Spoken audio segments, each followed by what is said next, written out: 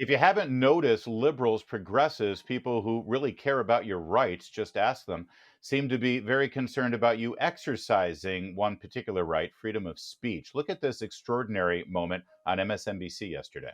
Well, right. This is the challenge because domestically, speech is protected by the First Amendment, and that has been interpreted very, very broadly to protect almost everything including things that can sound pretty threatening unless they cross over the line into sort of what's called a true threat. And that means It's a real challenge that the freedom of speech is being broadly interpreted. Why would that be a challenge? Joining us right now is Mary Katharine Ham. She's the host of the Getting Hammered podcast, and her book with our colleague and friend Guy Benson is End of Discussion. And well, you talked about this in your book several years ago. They don't want to hear dissenting voices, and they're very concerned about you exercising your freedom of speech.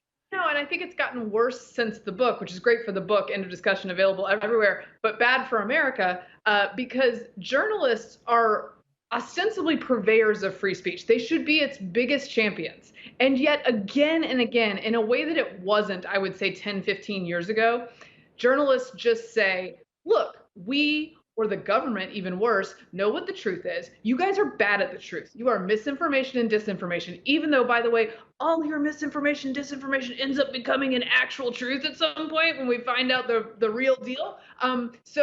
Like, we're in charge and you guys shouldn't be able to speak. And there did used to be a sort of default cultural understanding that raucous debate and wide berths for speech were good, especially among journalists. And we have lost that. And here's somebody on TV, and the journalist just saying, like, it's very problematic that we have such a broad interpretation of speech in this country.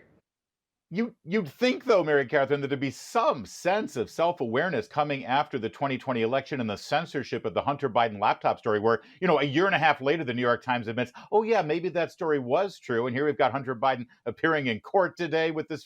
I mean, do they not hear themselves after literally censoring and canceling the New York Post? No, what they don't want to hear themselves. There is what's lacking in journalism is introspection, right? Occasionally you'll get a tiny little correction appended to a story and nobody ever hears about it, right? But nobody actually does the soul searching. There will be like a week after an election with, for instance, 2016 with Trump, when every single industry expert got basically everything wrong. And they'll spend like a week going, how did that happen? But then they spend 4 years going, that didn't happen. And this Russia story is going to prove that didn't happen, right? Right. Well, it turns that was mis and disinformation. They don't look inward to solve these problems. I don't think they want to be honest brokers in a lot of cases. And those that might want to be honest brokers, by the way, they know every cultural signal in the news is that if you want to talk about Hunter Biden in a rational way that doesn't give him a pass, you ain't getting promoted. Like, I'd have a much better gig at this point. Not that talking to you is bad, Larry, but I'd have a much better gig if I had gone the other direction on Hunter Biden. Oh, you and me both, honey.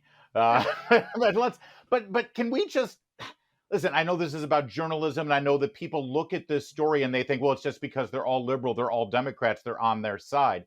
It goes deeper than that, doesn't it? It's not just about left-right politics. I think it has more to do about them realizing they're losing their influence in this new age of technology. No, I think that's part of it. They're scared that they're not in as great control as they were before. I think generationally there's a switch where older journalists actually did think that viewpoints should be heard, even if they didn't agree with those viewpoints. A new generation doesn't actually believe that. I'm sure you saw the polling among millennials and the shocking number that think misgendering someone should be a crime.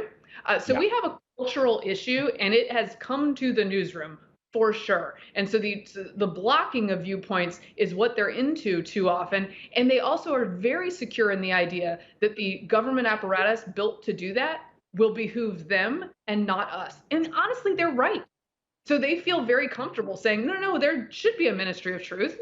Nina Jankowicz seems great because she's going to shut down us. She's not shutting down them. Mary Katharine Ham. The Getting Hammered podcast, by the way, is incredibly entertaining and fun. Of course, it's coming out of the Free Beacon shop, and they do great stuff over there. So good stuff. Thanks. It's all good to have you. Thanks for joining us on the video show. We'll do it again. Well, yeah, as long as we have a First Amendment right to do so, which, well, Nina's coming for us. I think we're okay. Thanks, Mary Katharine. That's it for tonight. We'll be back same time, same place tomorrow, right here where you found us, wherever you're streaming us, wherever you downloaded us, wherever you Roku'd us. In the meantime, I'll see you on the radio.